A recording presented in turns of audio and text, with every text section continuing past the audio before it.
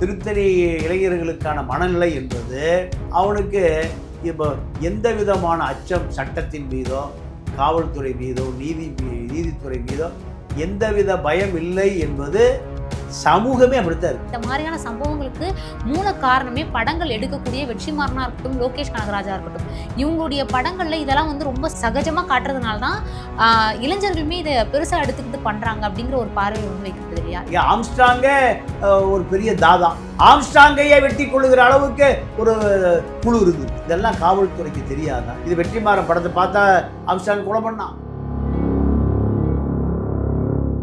உங்களோட பழைய தங்க நகைகளை விற்க, அடகு வச்ச தங்க நகைகளை மீட்டு நியாயமான விலைக்கு விற்க இப்பவே GNR கோல்டு ட்ரேடர்ஸ்க்கு கால் பண்ணுங்க.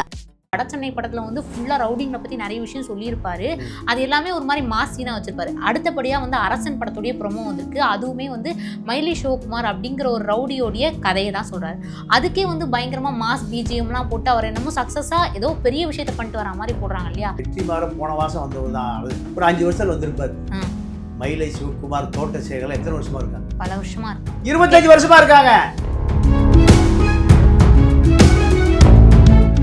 இந்த தோட்டம் சேகர் மயிலை சிவகுமாரை போல வடசென்னையில பல ரவுடி. மயிலை சிவகுமார் இத்தனை கொலை பண்ணிட்டு எப்படி அவர் இருக்க முடிஞ்சது? ஒரு ரவுடி தானே வெட்டுறான். காவல்துறை சிறையில் போட்டுது, ஆயுள் தண்டனை, தூக்கு தண்டனை போட்டுது.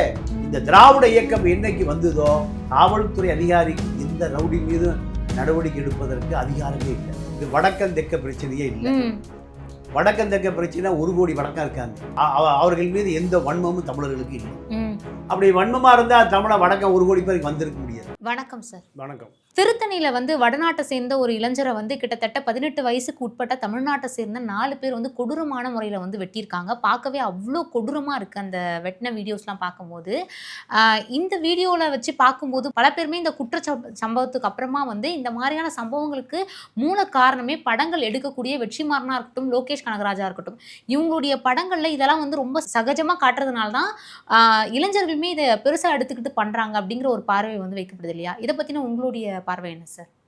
இல்லை, தமிழ்நாட்டில் ஒரு 3000 இளைஞர்கள் A+ குற்றவாளிகள். இந்த 3000 பேரும் அத்தனை காவல் நிலையங்களும் இவர்களுடைய பட்டியல் இருக்கு. இந்த 3000 பேரும் தொடர்ந்து சிறைச்சாலையில் அடைக்கப்படுவது, அவர்கள் விடுதலையாவது, மீண்டும் சிறையில் அடைக்கப்படுவது, மீண்டும் இடைக்கால ஜாமீன், இப்படி தான் இருக்கான். A+ ரவுடிகள், B+ ரவுடிகள் 3000 பேர், முதல் 4000 பேர் இருக்கான். இந்த 4000 பேரும் தொழில்முறை கொலை குற்றவாளி.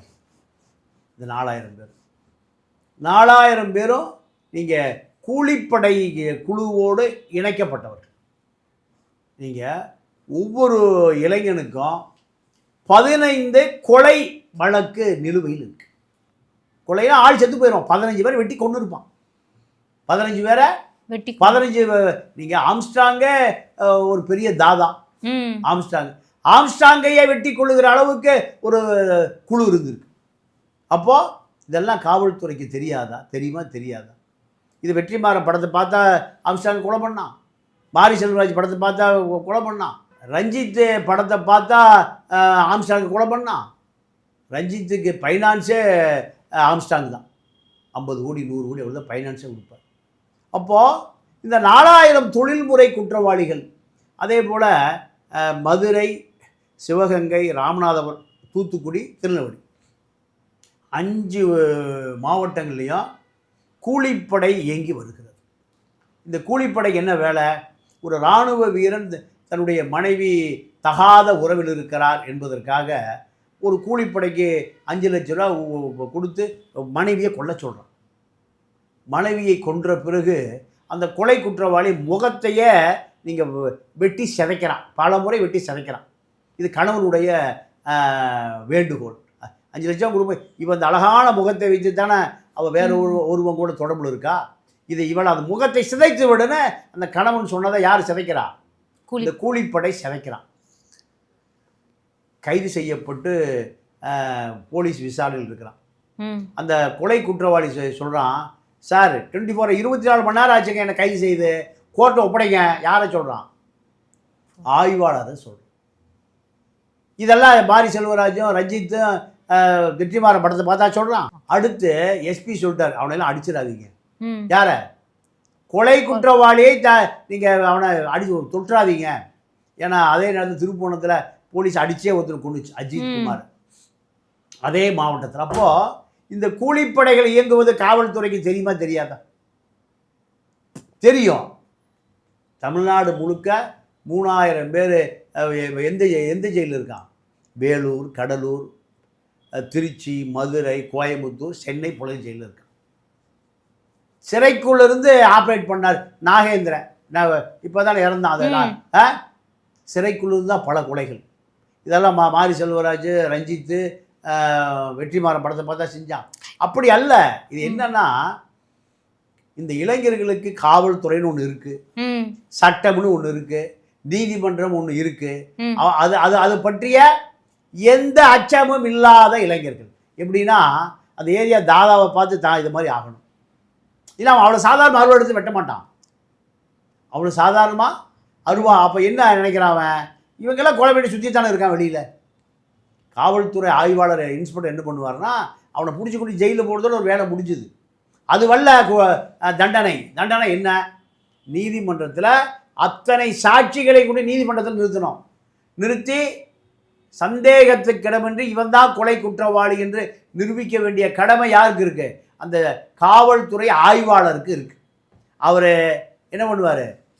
அவனை பிடிச்ச ஸ்டேஷனில் நீதிமன்றத்தில் ஒப்படைப்பதோடு வேலை முடிஞ்சுது. தமிழ்நாட்டில் இருக்கிற அத்தனை காவல்துறை ஆய்வாளர்கள் இதான் செய்கிறான். கோர்ட் ஏட்டையான வயசான ஆள் போவார், கட்டை தூக்கி கோர்ட்டுக்கு போய் திருப்பி கொண்டு போட்டுருவார். அவர்களை நிரூபிக்க வேண்டிய வேலை, குற்றவாளி நிரூபித்து தூக்கு தண்டனை வாங்கி கொடுக்க வேண்டிய வேலை யாருக்கு? காவல்துறை ஆய்வாளர். அவருக்கு அந்த வேலையே செய்கிறதில்லை. நீங்கள் ஆம்ஸ்டாங்கை கொலை செய்த அந்த குற்றவாளி அத்தனை பேருக்கும் 10-15 கொலை வழக்கு நிலுவையில் இருந்தது. இதெல்லாம் எப்படி சாத்தியம்? அப்போ அந்த இளைஞர் என்ன நினைக்கிறான்? அருவாள் என்பது ஒரு சாதாரண பொருள். அடுத்து நீங்கள் எல்லாம் பாருங்கள், கொலை குற்றவாளிகள் பூரா 20 வயசுக்கு உள்ளவங்க தான். என்ன நினைக்கிறான்? தாதாவா, அவர் மாதிரி தாதாவா, வெள்ளை ரவி, சேரா, இப்படி தாதாக்களை போல் நம்மளும் இதுதான் அவனுக்கு இருக்கக்கூடிய ஒரு பெரிய இலட்சியம். சார், எனக்கு என்ன சந்தேகம்னா, இப்போ கடைசியாக நம்ம வந்து வெற்றிமாறன் அவர்களுடைய படங்களை எடுத்துக்கலாம். வடசென்னை படத்தில் வந்து ஃபுல்லாக ரவுடிங்களை பற்றி நிறைய விஷயம் சொல்லியிருப்பாரு. அது எல்லாமே ஒரு மாதிரி மாசினா வச்சிருப்பாரு. அடுத்தபடியாக வந்து அரசன் படத்துடைய ப்ரொமோ வந்திருக்கு. அதுவுமே வந்து மைலி சிவகுமார் அப்படிங்கிற ஒரு ரவுடியோடைய கதையை தான் சொல்கிறாரு. அதுக்கே வந்து பயங்கரமாக மாஸ் பிஜிஎம்லாம் போட்டு அவர் என்னமோ சக்ஸஸாக ஏதோ பெரிய விஷயத்தை பண்ணிட்டு வர மாதிரி போடுறாங்க இல்லையா? இதெல்லாமே ஒரு சமூகத்தில் நம்ம பார்க்க வேண்டிய ஒரு விஷயம் இல்லையா சார்? இது எப்படி அவங்க அவ்வளோ தைரியமா எடுத்தாங்க? இல்லைம்மா, அதாவது வெற்றிமாறன் போன மாதம் வந்தவர் தான் சினிமாவுக்கு. போன மாதம் ஒரு 5 வருஷம் வந்திருப்பார். மயிலை சிவகுமார், தோட்டசேகர் எத்தனை வருஷமா இருக்காங்க? பல வருஷமா இருக்கு. பல சொல்லி எத்தனை வருஷம்? 25 வருஷமா இருக்காங்க. வெற்றிமாறனும் மாரி செல்வராஜ் சினிமாவுக்கு வந்து எத்தனை வருஷம் ஆச்சு? 10 வருஷம். 10 வருஷம் இருக்கும். அதற்கு முன்பு இந்த தோட்டம் சேகர், மயிலை சிவகுமாரை போல வடசென்னையில் பல ரவுடி, சேரா, வெள்ளை ரவி, இப்படி பல பேர் அடிக்கிட்டே போகலாம். எத்தனை ஆண்டு காலமா? 40 ஆண்டு 30 ஆண்டு காலமா. நாகேந்திரன் எத்தனை வருஷமா இருக்கு? இப்போ செத்தார நாகேந்திரன் 20-30 வருஷமா இருக்காங்க. சென்னையில் நீங்கள் எங்கே சட்டம் ஒழுங்கு பிரச்சனை இருந்தாலும் இந்த நபர்கள் இருப்பார்கள். இதை பார்த்து தான் படம் எடுக்கிறான். நீங்கள் படம் எடுத்து ரவுடிகள் ஆவதில்லை, ரவுடிகளை பார்த்து தான் படமே எடுக்கிறான். நீங்கள் இந்த ரவுடிகள் காவல்துறையோடு நட்பாக இருக்கும். மயிலை சிவகுமார் இத்தனை கொலை பண்ணிட்டு எப்படி அவர் இருக்க முடிஞ்சது? ஒரு ரவுடி தானே வெட்டுறான். காவல்துறையை சிறையில் போட்டுது, ஆயுள் தண்டனை, தூக்கு தண்டனை போட்டுது. தோட்டம் சேகரை யார் வெட்டினான்? தோட்டம் சேகரை வெட்டியவன் இன்னொரு ரவுடி, அவனை வெட்டியவன் இன்னொரு ரவுடி. காவல்துறை இவர்களை எல்லாம் பாதுகாக்கிறது, அரசியல்வாதி பாதுகாக்கிறான். தோட்டம் சேகர் ஏடிஎம்கேல பெரிய தலைவன் அந்த பகுதியில். காவல்துறை ஆய்வாளரை போய் சல்ட் அடிக்கணும். எங்கே? தோட்டம் சேகருக்கு. மயிலை சிவகுமாருக்கு அதே நிலைமை தான், சேராவுக்கு அதே தான், வெள்ளரவிக்கு அதே தான். அப்புன்னு ரவுடி, அப்பு ஆற்காடு வீராசாமியோட காரில் போவான். திமுகவினுடைய அமைச்சர் ஆற்காடு வீராசாமியுடைய காரில் போவான். இது எப்படி இதெல்லாம் சாத்தியம்? அவருடைய பழைய எதிரியை ஆந்திராவில் போய் ஆளை வச்சு கொலை பண்ணிட்டு வர்றான். ஒரு வழக்கு இல்லை. இது எப்படி சாத்தியம்? போன மாதம் வந்த இந்த இயக்குநர்கள் பூரா இதை பார்த்தா படம் எடுக்கிறான். இந்த திராவிட இயக்கம் என்னைக்கு வந்ததோ, திராவிட இயக்கம் வந்த பிறகு காவல்துறை அத்தனையும் அரசியல் கட்சி கட்டுப்பாடு போயிட்டான். நான் ஒரு டி நகரில் எனக்கு ஒரு செய்தி சொன்னாங்க, ஒரு 10-15 வருஷத்துக்கு முந்தி. நான் நம்பவே முடியாமல் அது பெரிய எனக்கு அதிர்ச்சியாக இருந்தது. என்னென்னா, போலீஸ் தேடப்படுகிற ஒரு குற்றவாளி தலைமறைவாகவே இருப்பான். திமுக ஆட்சிக்கு வந்துருச்சு. திமுக ஆட்சிக்கு வந்த பிறகு அவன் அந்த ஏரியாவில் வட்ட செயலாளர். இப்போ எனக்கு தெரிஞ்சு ஒரு ஜூஸ் கடை வச்சுருக்கார். அவர் சின்ன இளைஞன். டீ கடையிலேருந்து அந்த வட்ட செயலாளர் ஒரு கடை வச்சுருக்காரு. டீ எடுத்துகிட்டு போகிறார். டீ கடையில் வேலை செய்கிறார் இந்த இளைஞன். இன்றைக்கி அவர் 50 வயசு ஆச்சு. நான் சொல்கிறது ஒரு 10 வயசில் 40 வருடத்துக்கு எடுத்துகிட்டு போகிறாரு. அவன் என்ன பண்ணுறான், அந்த டீயை குடிச்சு பார்த்துட்டு அந்த சின்ன பையன் மூஞ்சியில் ஊற்றுறான். சின்ன பையன் இப்போ அவர் இன்றைக்கி 50 வயசு இளைஞர், 50 வயசு வயதானவர், இன்னைக்கு ஜூஸ் கடை ஓனர். ஒன்றுமே செய்ய முடியல. ஏன்? போலீஸ் தேடப்படுகிற குற்றவாளி திமுகவுடைய வட்ட செயலாளர், டி நகர் வட்ட செயலாளர். அங்கே அந்த காவல்துறை ஆய்வாளர் அங்கே சல்ட் அடிச்சுட்டு போவார். யாருக்கு? அவனுக்கு. அப்போ ரவுடி, போலீஸ் தேடுகிற ரவுடி என்ன ஆகிட்டாரு? வட்ட செயலாளர் ஆகிட்டார். வட்ட செயலாளர் காவல்துறை சல்ட் அடிச்சுட்டு போகிறான். அப்போது இப்படி ரவுடிகள் பூரா, சமூக விரோதிகள் பூரா, சட்ட விரோதிகள் பூரா என்னவாயிடுறான்? அரசியலுக்கு வந்தாங்க. சார், இப்போ இந்த மாதிரியான இளைஞர்கள் தப்பு பண்ணுறாங்க, அவங்கள கூட்டு போய் சிறையில் போடுறாங்க. 18 வயசுக்கு உட்பட்டவங்க அப்படிங்கிறதுனால அவங்களுக்கான சிறை தண்டனை அப்படிங்கிறது கம்மியாக தான் இருக்கும். ஆனால் அதிலிருந்து வெளில வந்த கணக்கெடுப்பு படி கிட்டத்தட்ட 37% சிறுவர்கள் திரும்ப தப்பு பண்ணி உள்ளே போகிறவங்களா தான் இருக்காங்க. அப்புறம் எதுக்கு அவங்க உள்ளே போகிறாங்க? அங்கே உள்ளே என்னதான் சார் நடக்குது? உள்ளே மேலும் குற்றவாளி ஆக்கக்கூடிய செயல்பாடு தான் நடக்குது. அப்போது நீங்கள் அவன் சட்டத்துக்கு பயப்படுறதில்லை இல்லையா? சட்டத்துக்கு பயந்து அவன் திரும்ப வேலை செய்வானா? காவல்துறைக்கு பயப்படுவதில்லை, நீதிமன்றத்துக்கு பயப்படுவதில்லை. ஏன்? எல்லா குற்றவாளிகளும் சீனியர் குற்றவாளிகள். சட்டத்துக்கு பயப்படலைன்னா ஜூனியர் குற்றவாளி எப்படி சட்டத்துக்கு பயப்படுவான்? நீங்கள் அரசு செய்யாததை அரசன் செய்வான் இல்லையா? அப்போ அரசே குற்றவாளியாக இருக்கும்போது காவல்துறை அதிகாரிக்கு எந்த ரவுடி மீதும் நடவடிக்கை எடுப்பதற்கு அதிகாரமே இல்லை. ஏன்னா உடனே எம்எல்ஏ லைனில் வருவார். ஏங்க நம்ம ஆளுங்க வேண்டியவனை தேய்ச்சி ஒன்றும் பண்ணிடாதீங்க. சிறைக்கே அவனை அனுப்ப முடியாது. ஒவ்வொரு ரவுடியும் எங்கே போய் ஒளிஞ்சுக்குவான்? அரசியல்வாதிக்கு பின்னாடி ஒளிஞ்சுக்குவான். அப்போ இந்த இளைஞர்களும் அதே மனநிலையில் தான் வளரலாம். ஒன்று அவன் தாய் தகப்பை அவனை கட்டுப்படுத்தியிருக்கணும், இல்லை ஆசிரியர் அவனை கட்டுப்படுத்தியிருக்கணும், இல்லை சமூகம் அவரை கட்டுப்படுத்தியிருக்கணும், சட்டம் கட்டுப்படுத்தியிருக்கணும். இது எதுவுமே இல்லையே. அப்போ அவன் தவறு செய்தால் காவல்துறையோ போலீஸோ நீதிமன்றமோ நம்மளெல்லாம் ஒன்றும் செய்யாது. அதனால தான் அவன் குற்றவாளி மீண்டும் பண்ணிக்கிட்டே. இதுக்கு முழு காரணம் அரசியல்வாதிகள் தான். ஆளுங்கட்சி இதில் திமுக, அதிமுக, திமுக இப்படி தான். இவன் ஒரு காலத்தில் முலகா வெங்கடேசன் பெரிய கட்சி தலைவராயிட்டான். ரவுடி தேடப்படுகிற குற்றவாளி பூரா அரசியல் தலைமை. அப்படியே அரசியல் போய் நீங்கள் லஞ்சம் கொடுத்து பதவி வாங்கிக்கலாம். திமுகவில் வாங்கிக்கலாம், அதிமுகவில் வாங்கிக்கலாம், பாஜகவில் வாங்கிக்கலாம். அப்போ அரசு உங்களுக்கு பயப்படுதா? அப்புறம் எப்படி நீங்கள் திருந்துவீங்க? இதுதான் தமிழ்நாட்டினுடைய இன்றைய நிலை. நீங்கள் நிறைய இளைஞர்கள் அப்படி தான் இருக்கான். அவன் வளரும் போதே எப்படி அவனுக்கு என்ன எது ரோல் மாடலு? இந்த ரவுடியை போல் நம்ம வளரும். இப்போ நேற்று நடந்த சம்பவமே நமக்கு ரொம்ப அதிர்ச்சி தரக்கூடிய ஒரு சம்பவமாக இருந்தது. வடக்கன் அப்படின்னு சொல்லிட்டு அவங்க கிட்ட வீண் வம்பு இழுக்கிறது ஒரு கட்டத்துக்கு அப்புறமா ரொம்ப தவறான ஒரு முறையாக பார்க்கப்படுது. இப்போ இது பார்த்துட்டு இருக்கிற இந்த ஒரு சமயத்திலே இன்னைக்கு திரும்பியுமே கோயம்புத்தூரில் ஒரு வடக்கு இளைஞரை அடிச்சு போட்டு சாகடிச்சிருக்காங்க.